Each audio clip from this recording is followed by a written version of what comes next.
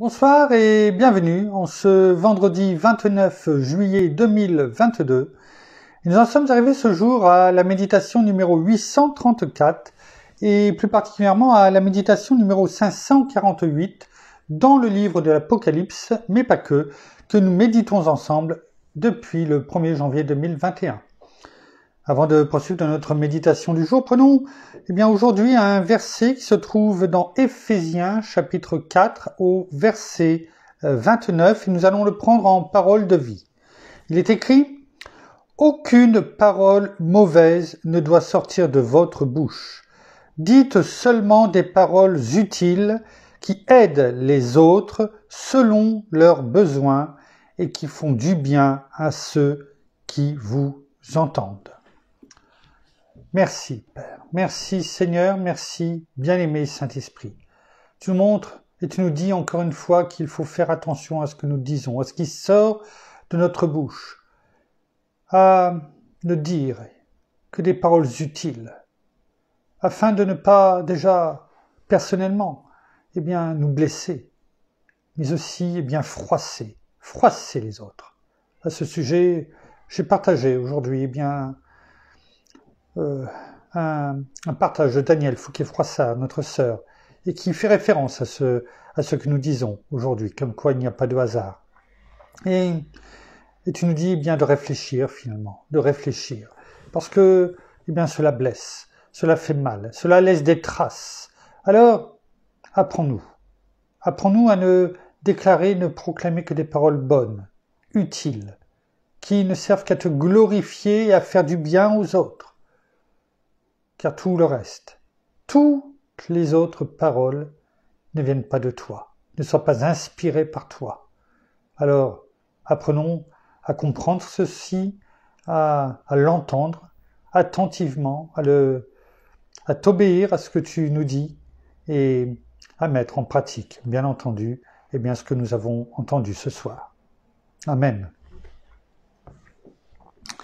Nous revenons,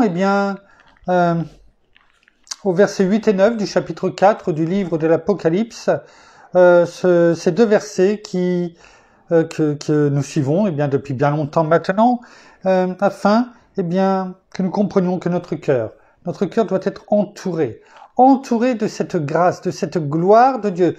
Notre cœur doit toujours être dans sa présence. Et pour ce faire, bien sûr, nous avons notre Seigneur Jésus, qui est l'exemple parfait, mais nous avons aussi ces quatre êtres vivants, créés par Dieu lui-même, tout comme nous avons été créés nous-mêmes par Dieu notre Père. Et tout comme les quatre êtres vivants, nous sommes appelés en tout cas, et nous avons été créés pour cela, à lui rendre gloire, à le glorifier. Reprenons ces deux versets 8 et 9 du chapitre 4 du livre de l'Apocalypse. Il est écrit « Les quatre êtres vivants ont chacun 6 ailes. Et ils sont remplis d'yeux, d'apostrophe YEX, tout autour et au-dedans. Ils ne cessent de dire, c'est-à-dire sans repos, sans relâche, ils ne cessent de dire jour et nuit, Saint, Saint, Saint est le Seigneur Dieu, le Tout-Puissant, qui était, qui est et qui vient. Verset 9. Et quand les êtres vivants rendront gloire et honneur et action de grâce à celui qui est assis sur le trône, à celui qui vit au siècle des siècles. Il est bien entendu ici fait mention, comme dans tout le chapitre 4 d'ailleurs, du lieu, de notre Père, du lieu où il se trouve, là où siège le gouvernement de Dieu. Mais n'oublions pas, comme nous le disons chaque jour, notre Seigneur Jésus qui est à ses côtés et qui règne à sa droite, et à qui tout a été confié. Reprenons là où nous en étions hier, dans le livre des Nombres, chapitre 13, nous en sommes au verset 27, les 12, on resitue,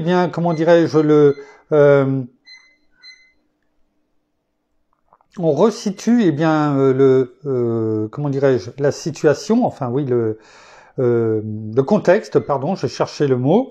On resitue le contexte. Les 12 qui que Moïse a envoyé sur l'ordre de l'Éternel, mais non pas sur la volonté de l'Éternel. Il y a quand même une nuance, parce que c'est le peuple, toute l'assemblée, tout le peuple d'Israël souhaitait avoir une garantie, une certitude, même si Dieu avait parlé et avait dit, je vous donne cette terre, je vous donne la terre promise à Abraham, à Isaac, à Israël, vos pères, et je vous la donne.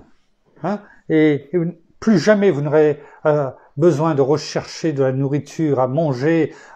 Vous aurez tout ce qu'il faut. Tout ce qu'il faut. On a pu le voir dans Deutéronome chapitre 8, versets 7 à 9.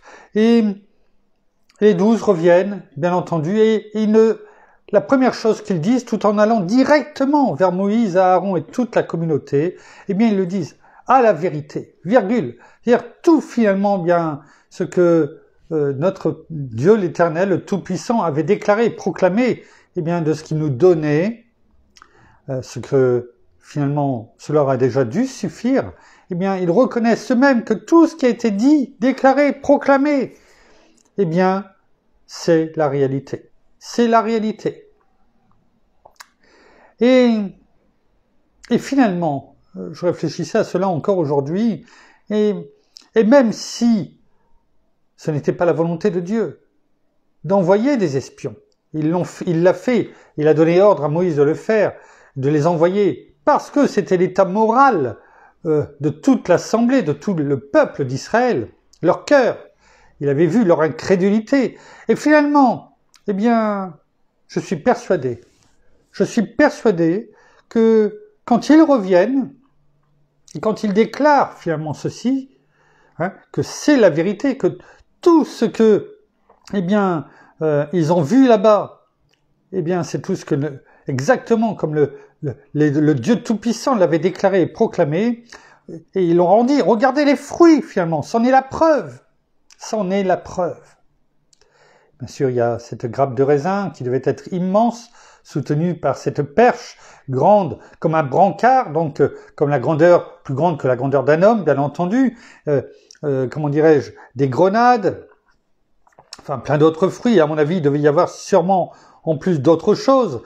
Et je suis persuadé que si ça s'était arrêté là, et que ça avait dit, pardon d'avoir douté, notre Père aurait effacé toute chose. Malheureusement, cette seconde chance, finalement, qui leur avait été donnée parce qu'ils sont revenus avec toutes les preuves, cette seconde chance qui leur avait été donnée, ils ne l'ont même pas saisie. Et c'est là qu'est apparu le mais, M-A-I-S, dont nous avons parlé hier pendant toute la méditation. Je vous laisse aller la réécouter. Ce mais qui finalement, mettait un point final par eux, du moins ceux qui font le rapport, et un point final finalement par leur intermédiaire pour toute l'assemblée, alors que notre Père n'avait absolument rien dit et n'avait lui mis aucun point. Et ils le font eux-mêmes. Et donc, au verset 28, il y a ce mais. Mais le peuple qui habite ce pays, c'est-à-dire que finalement ils ne le reconnaissent même pas comme leur appartenant, comme étant la propriété que Dieu leur donnait, leur déléguait, cet héritage, ils ne le reconnaissent même pas. Quelle tristesse!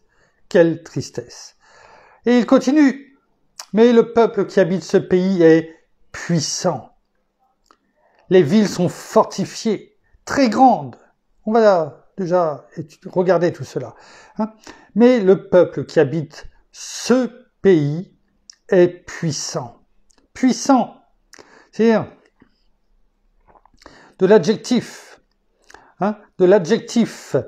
hébreu, az, qui veut dire oui, puissant, fort, mais aussi féroce,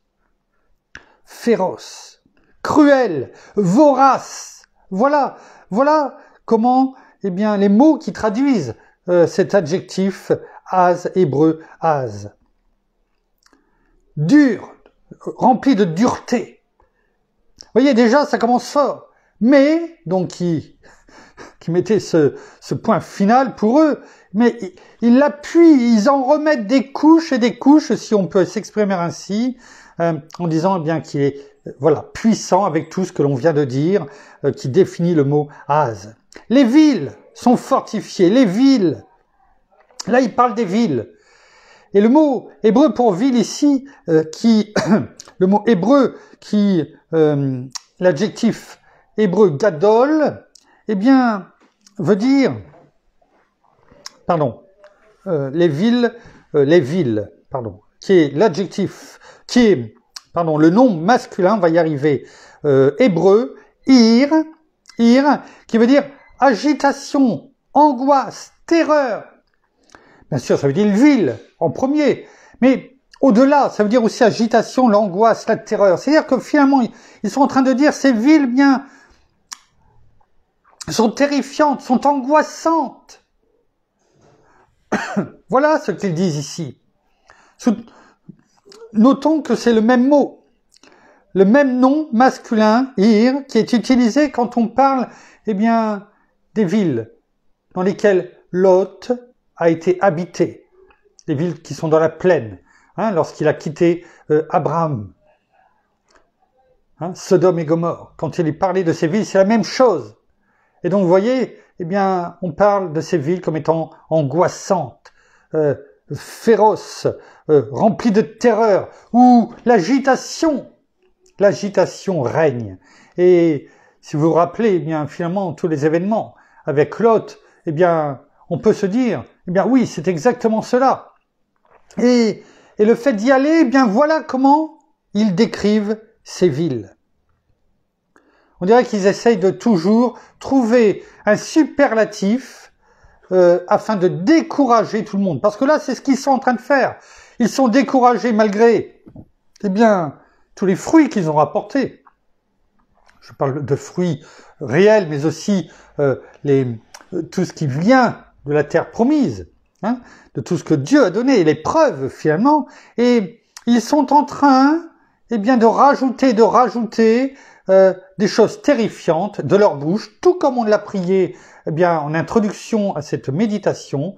Ils sont en train de déclarer, de prononcer et de proclamer, eh bien, des paroles qui apportent la terreur, la peur, qui apportent la mort, finalement, la fin, la finalité, avec le mais, comme on a vu hier, eh bien, dans la vie de tous ceux qui sont en train d'entendre ce qu'ils racontent.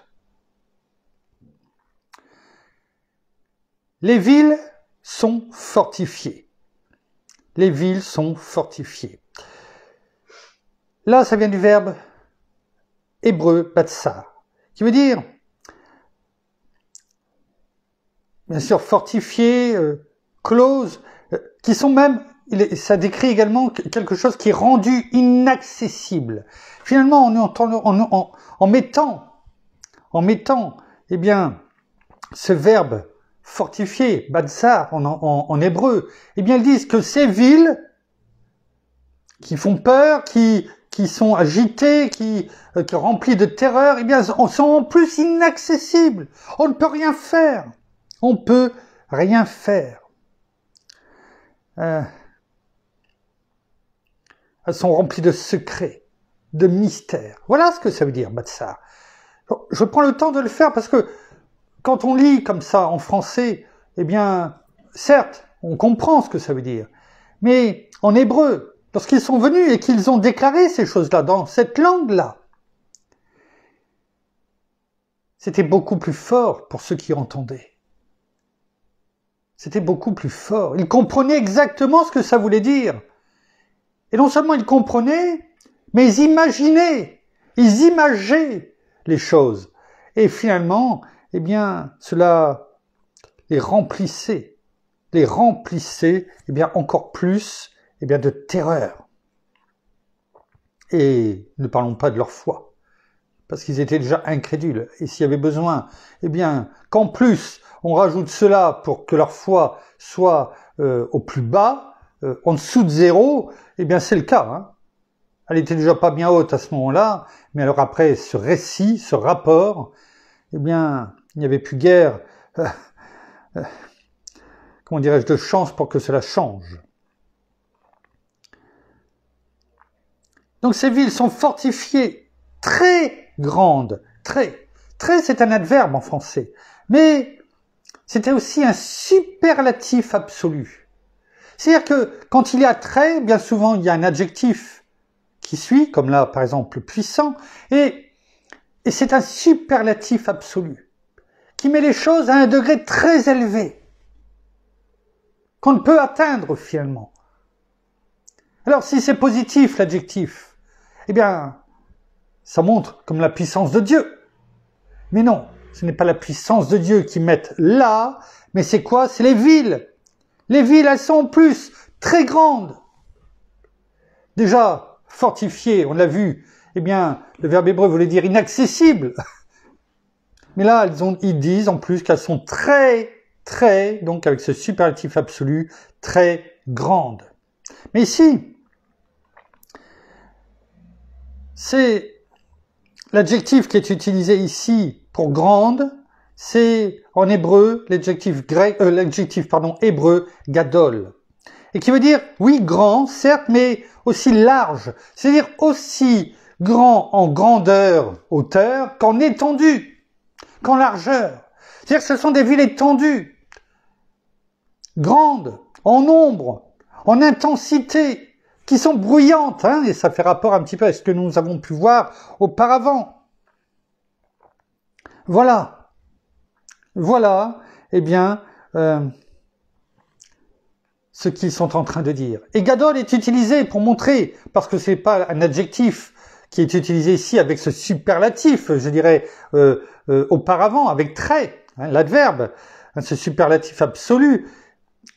Ce n'est pas gadol, il n'est pas utilisé pour grand ici à la légère, parce que c'est le même mot, c'est le même adjectif qui est utilisé quand notre Père, quand la parole définit en Genèse chapitre 1 verset 16, lorsque Dieu fit les deux grands luminaires, le plus grand, alors grand, gadol, et le plus grand, gadol, luminaire pour présider au jour, et le plus petit, luminaire pour présider à la nuit. Donc le soleil, bien sûr, et la lune. C'est le même mot qui est utilisé. Pour montrer, eh bien, s'il voulait s'y prendre pour dire à l'assemblée, eh bien, ne montez pas dans la terre promise que Dieu, eh bien, nous donne, ben, il ne pouvait pas s'en prendre autrement. Ils ont utilisé les mots les superlatifs, les mots les plus, je dirais, les pires qu'il pouvait y avoir pour dire surtout n'y montez pas. Parce que c'est ça. Nous avons prié en début de méditation que les mots qui doivent sortir de notre bouche doivent être utiles, doivent être bons pour apporter bien la joie, pour fortifier les personnes, pour aider les personnes. Ici, c'est tout le contraire. C'est tout le contraire. Pourtant, ils ont tous les fruits. Le visible est devant eux. Et c'est ça qui est malheureux. Parce que finalement, ils inversent. Ils inversent les choses. Ils ne veulent pas de Dieu qu'ils ne voient pas. Ils voulaient le visible, c'est-à-dire bien d'envoyer des personnes, leur faire un rapport. Ça, c'était le visible. Et aujourd'hui, c'est l'inverse. Ils ont le visible avec les fruits, tout ce que les 12 ont ramené de cette terre promise, mais aussi ce qu'ils ont dit au départ, c'est la vérité. Tout ce qui a été dit par Dieu, c'est la vérité. Mais aujourd'hui, ils croient, malgré ce qu'ils voient, ils croient quoi? Bien des choses invisibles, parce qu'ils ne les voient pas, et qui sont racontées par ces 12. Est-ce que ces choses sont à la hauteur de ce qu'ils disent? Je pense qu'on peut en douter. Tout simplement pourquoi? Parce qu'ils sont incrédules. Parce qu'ils ont vu, oui, bien sûr, des villes fortifiées, et on le sait, c'était comme ça à l'époque. Mais ils disent,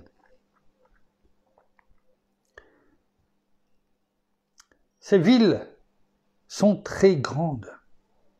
Et pourtant, ils devraient savoir que Dieu est encore plus grand que cela, que l'Éternel est encore plus grand. Ils ont vu au mont Sinaï comment Dieu est venu, est apparu, ce qu'il a fait aussi au sein de l'Assemblée. Combien il a ravagé l'armée égyptienne. Combien il a séparé les eaux. Combien il les a nourris de viande, avec la manne. Et pourtant, malgré tout ce que Dieu a fait pour eux, eh bien, l'incrédulité est encore plus grande dans leur cœur, et la seule chose qui sort de leur bouche, eh bien, c'est tout simplement des superlatifs plus hauts les uns que les autres, pour désigner ce qu'ils ont vu, finalement, et ce qu'ils ont retenu, en tout cas ce qui sort de leur cœur. Ça n'a pas été les superlatifs pour désigner les fruits. J'aurais pu dire, regardez cette grappe, elle mesure telle... Non, la seule chose qu'ils ont réellement dit, on a dû la porter à 2. Et encore, c'est même pas eux qui le disent, c'est la parole.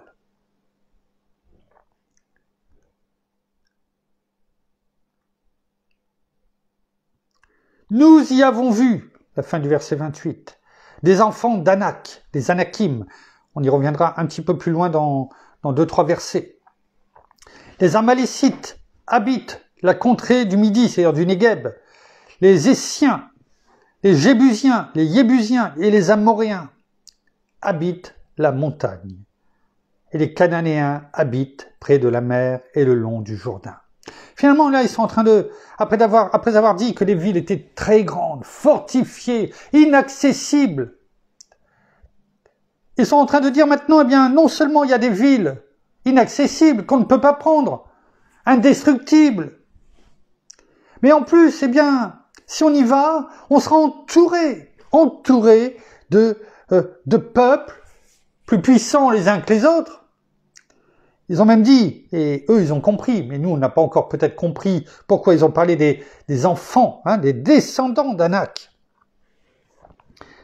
Nous y avons vu, c'est comme ça qu'ils ont dit, des enfants d'Anak.